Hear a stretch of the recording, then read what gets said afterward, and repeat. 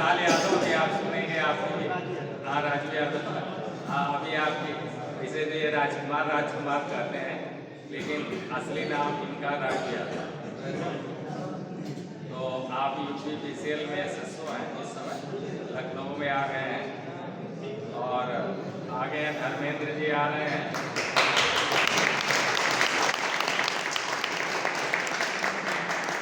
आप भी अमित परिवार के चमकते सितारे हैं। और ये विशाल जी हैं, ये रेलवे में लोको पायलट है।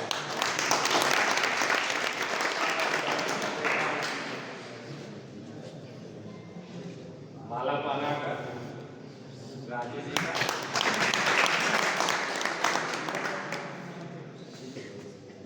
ये विशाल जी हैं। और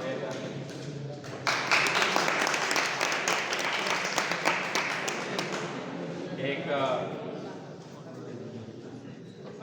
फोटो तो हो गया, एक मैं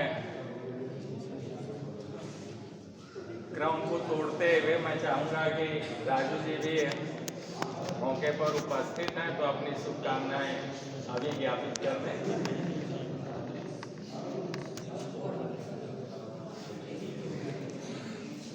साथियों नमस्कार। हम आप सबके बीच से ही हम भी यहीं से शिक्षा ग्रहण किए हैं और जैसा कि आप लोग जान रहे हैं कि कोई बहुत बने ठने या बहुत VIP घर परिवार से नहीं आता है, ऐसे ही हम भी गरीब घर परिवार से बिलोंग करते हैं। और सही बात तो यह है कि गुरु जी की शरण में जो आया, अगर मैदान छोड़ के नहीं भाग रहा है तो गुरु जी की महिमा ही कुछ ऐसी है कि एकदम गारंटी है उसका सिलेक्शन तो होना तय।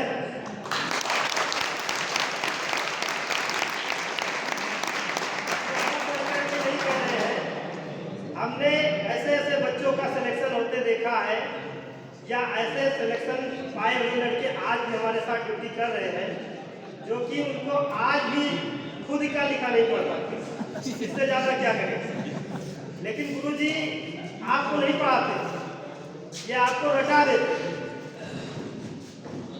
जो कहते हैं कि मतलब 8-8 10-10 घंटा पढ़ने के बाद भी सर्विस नहीं मिल रही है, गुरुजी एक एक सिलेबस को इतना घुमा के बताते हैं कि आप अगर नहीं भी पढ़ रहे हो तो आपके दिमाग में इतना ज़्यादा वो कंठस्थ हो जाता है, इतना याद हो जाता है कि आप जैसे पेपर देखोगे तो आपकी नज़र तुरंत उसी पे जाएगी जो आंसर सही होगा। आपको भले थ्योरी नहीं याद है, आपको बेस भले नहीं मालूम है, लेकिन आपका कॉन्सेप्ट इतना क्लियर रहेगा जैसे ही आपको पता चलेगा कि ये क्या पूछ रहा है।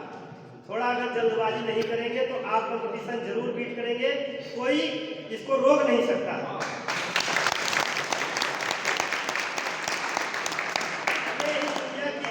जाने कितनी मतलब यूट्यूब पर पढ़ाई शुरू हो गई है, जाने कितनी तैयारियां शुरू हो गई हैं, लेकिन फिर भी जो तैयारी गुरुजी करवाते हैं उसका कोई तोड़ नहीं, क्योंकि ये एकदम जीरो से शुरुआत करते हैं। और जब आप कंपटीशन देने जाओगे तो कुछ क्वेश्चन ऐसे आते हैं कि जो बहुत टफ होती है, उसे एक आध बच्चा चाहे कोई मतलब बीट करे, बाकी सभी छोड़ ही देते हैं या गलत हो जाता है। लेकिन ज़्यादातर ऐसे होते हैं जो बिल्कुल शुरू से शुरू होते हैं और उसको आदमी नज़रअंदाज कर देता है कि ये तो आता है, ये तो आता है करके टरका देता है और वहीं से गलती होती है। और वो बच्चे ज़्यादातर क्या करते हैं कि सही क्वेश्चन के दर पे क्वालिफाई नहीं कर पाते हैं, बल्कि वो गलत करके पीछे हो जाते हैं। जहाँ तक जैसे अगर आपको 60 क्वेश्चन आ रहा है तो 60 तो सही है, लेकिन आप जो ओवर कॉन्फिडेंस के चक्कर में 80 मार के आते हो वो आपको माइनस में खींच देता है। और वो ओवर कॉन्फिडेंस केवल इसलिए होता है क्योंकि वो बहुत छोटा सवाल होता है, बहुत शुरुआत का होता है, बहुत शून्य का होता है, तो आदमी उसमें ये समझता है कि यही होना चाहिए, बस तुक्का लगा देता है, इसीलिए गलती होती है और उसको गुरुजी एकदम कायदे से रटा देते हैं। धन्यवाद भैया।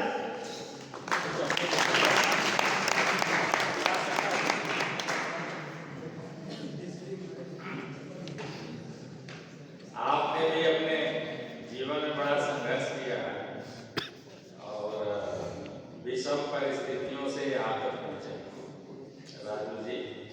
तो मैं चाहता हूँ कि राजू जी अपने संघर्ष की गाथा बचपन से ही जो संघर्ष किया या झेला है उसको आप लोगों से शेयर करें तो हमें खुशी होगी। और ऊर्जा मिलेगी, प्रेरणा मिलेगी कि संघर्ष राजू जी से करना सीखें। तो जरा सा अपनी आत्मकथा बताओ। दोस्तों, जैसे कहते हैं कि सोना जितना ही तपता है उतना ही खरा होता है। सच्चाई ये है कि हाई स्कूल इंटर करने के बाद कंडीशन इतनी ज़्यादा खराब थी कि आपको मेहनत मजदूरी करना मजबूरी बन गई थी। तो ऐसे ही दौर से हम गुजर रहे थे, घर की परिस्थिति कुछ ज़्यादा ही खराब थी। तो इंटर करने के बाद बचपन से बताइए।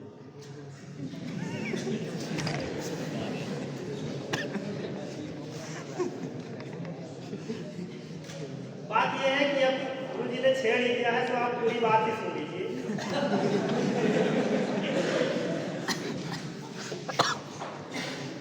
हमारी माता जी जब हम करीब 2 साल के थे तो उन्होंने आग लगाकर आत्महत्या कर ली।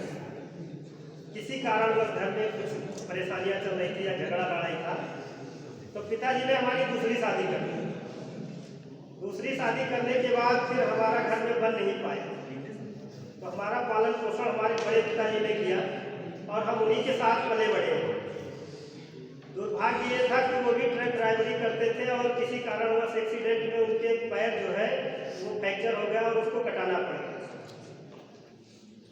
तो जब तक हम समझदार हुए इससे पहले ही घर की कंडीशन कुछ ज़्यादा ही दयनीय हो गई। इसी तरह हाई स्कूल इंटर करने के बाद ये समझ में आया कि अब काम करो, क्योंकि घर का खर्चा चलाना बड़ा मुश्किल हो रहा है।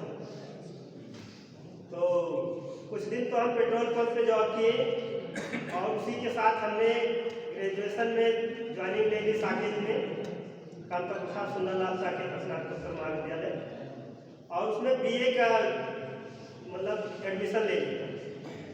वहाँ हमारी पेट्रोल पंप पे जॉब चल रही थी और इधर हम बीए का पेपर दे रहे थे। फिर पता चला कि अपने यहाँ एक बाईपास बनाने वाली एक कंपनी आई है, हिंदुस्तान कंस्ट्रक्शन कंपनी HCC। तो हम इसमें ज्वाइनिंग ले लिए, इसमें जुगाड़ लगाए थोड़ा शोर सिफारिश से, तो हमें इसमें काम मिल गया सुपरवाइजरी। तो डंपिंग विभाग की सुपरवाइजरी करते थे, मिट्टी पटाते थे और मतलब हम उसका सुपरवाइजर थे। करीब 6-7 महीना 1 साल लगभग हम इसमें रहे। फिर क्या हुआ कि उसमें थोड़ा बहुत बात चलता है, जैसे अगर वो 100-200 रुपये दे दे तो आप एक आध ट्रिप बढ़ा दो तो 100-200 रुपये आपको मिल जाते हैं। तो इस हिसाब से हम बढ़ा के कुछ ऊपरी कमाई कर लेते। तो पता चला कि कहीं मिट्टी उट्टी पकड़ी गई, वो जाँच वाँच हुआ, लैब में ले जाके टेस्ट किया गया तो निकाल दिया गया। तब तक हम इतने पैसे कमा लिए थे 30-40 हज़ार, जो कि हमें आगे बढ़ाने के लिए पर्याप्त। तो हमारे दिमाग में यही ख्याल आ रहा था साला कुछ ऐसा करो कि कोई निकाल ना। फिर उस पैसे से हमने ITI किया प्राइवेट। वो भागीरथी सर जी हैं जो गवर्नमेंट ITI में पढ़ाते हैं, उनके संपर्क में गए तो उन्होंने जौनपुर से हमारी ITI में एडमिशन करा दिया। 2 साल ITI करने के बाद ITI करने के साथ साथ फिर हम पेंटिंग का काम वगैरह करते थे। पेंटिंग का मतलब घर में जितनी भी वाल पुट्टी से लेके पॉलिश वगैरह है, सब चीज़ का हम बढ़िया ठेका लेते थे, हम काफ़ी अच्छे से कर लेते थे। तो पढ़ाई भी चल रही थी और पेंटिंग में भी महारत हासिल हो गई। इसके बाद क्या हुआ कि जब हम ITI क्लियर कर लिए तो फिर पता चला कि अगर हम तैयारी करते हैं तो गवर्नमेंट जॉब लग सकती है। गुरु जी के शरण में आए, तैयारी किए, लेकिन जो लड़के बताते थे ऐसा लगता था कि जैसे एक सपना। हमारी पढ़ाई, हकीकत की पढ़ाई छोड़े करीब 3-4 साल बीत चुका। हम हाई स्कूल इंटर करने के बाद फिर कोचिंग या कहीं क्लास नहीं अटेंड करते थे, हम ऐसे ही मतलब जो हाल पेपर पढ़ते रहते। तो पढ़ाई से हम काफ़ी दूर हो चुके थे, लेकिन जब गुरु जी के संपर्क में आए, यहाँ बच्चे आके अपनी बताए कि मतलब कैसे कैसे यहाँ आए, तैयारी किए और मैथ वगैरह हमारी बड़ी ठीक थी। तो हमें ये समझ में आया कि हम तो शुरुआत से ही मैथ वगैरह तो काफ़ी तेज थे, वो बात अलग है कि हम छोड़ चुके हैं। और हमने ये सोचा कि अगर ये लोग सही कह रहे हैं तो एक बार हम भी टकराएंगे और देखते हैं जॉब मिलती है या क्यों हवाई बातें होती हैं। क्लियर नहीं हो पाता था क्योंकि जो भी जॉब मिलती थी हमने देखा था कि या तो लोग फौज में निकाल देते थे और भाग करके गरीब घर के लड़के, या तो घूस पात देके ही कहीं ना कहीं सिलेक्शन हो पाता। तो कुछ दिन तैयारी की है, उसके बाद फिर हमें लगने लगा कि हमारा तैयार हो गया अच्छा खासा, और वैकेंसी आई लोको पायलट की 2014 में। उसी समय यूपीपीसीएल में भी आई थी। तो हमने तीन फॉर्म डाला था, जिसमें से जो हमारा बिलासपुर था वो हमारा बीट नहीं हो पाया। उसमें हमने ओवर कॉन्फिडेंस के तहत मतलब हमने लगभग 84-85 क्वेश्चन मारे थे और 45 मेरिट बेस ही मेरा सिलेक्शन उसमें नहीं। भुवनेश्वर और चंडीगढ़ को हमने बीट कर लिया।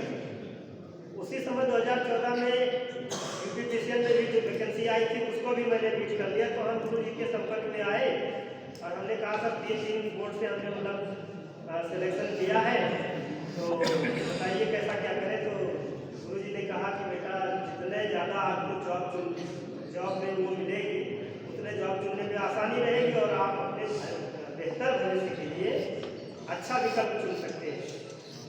अच्छा देखिए, नक्षत्र की दोनों में लोको पायलट में हम साइको में फेल हो गए, भुवनेश्वर भी फेल हो गए, चंडीगढ़ में भी फेल हो गए, बचा केवल यूपीपीसीएल। तो यूपीपीसीएल में भी हमारा निकला नहीं, फाइनल में हमको छाट दिया गया। और इसके तुरंत बाद वैकेंसी आई थी 884, उसको बीट कर लिए। लेकिन ये जो 2211 वाले पोस्ट वाले थे, इन लोगों ने इस पर स्टे ले ली, इन्होंने उसको मुकदमा में खींच दिया वहाँ हाई कोर्ट को। बोले पहले हमारा सिलेक्शन होगा, हमारा क्लियर होगा, उसके बाद ही इसकी ज्वाइनिंग कराएंगे। अब ये चला लगभग 2-2.5 साल केस चलता रहा, 3 साल के ऊपर चला। फिर ये हुआ कि जो डांस सीसी वाले थे वो बच्चे निकाले गए बाहर।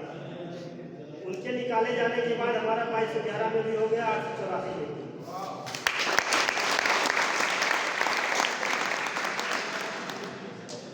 फिर जाके हम जब वहाँ ज्वाइन किए तो पता चला कि हमारा दिल्ली मेट्रो में पेपर डाले थे, उसका भी कंपटीशन वगैरह मेडिकल वगैरह सब क्लियर कर दिए थे, लेकिन ज्वाइनिंग नहीं करा रहा। तो यूपीपीसीएल ज्वाइनिंग करने के तुरंत बाद उसका भी 1-2 महीने बाद फिर कॉल लेटर आ गया। अब इसमें छटपटाहट ये थी कि दिल्ली मेट्रो में सैलरी ज़्यादा, क्योंकि हम परेशानी पैसे की सबसे ज़्यादा थी और पैसे से ही हम झेले। तो दिल दिमाग में यही चल रहा था कि यार इसमें 28-30 हज़ार मिल रहा है, उसमें 42,000 मिल रहा है, अगर उसको ज्वाइन कर लेंगे तो ज़्यादा बेटर रहेगा।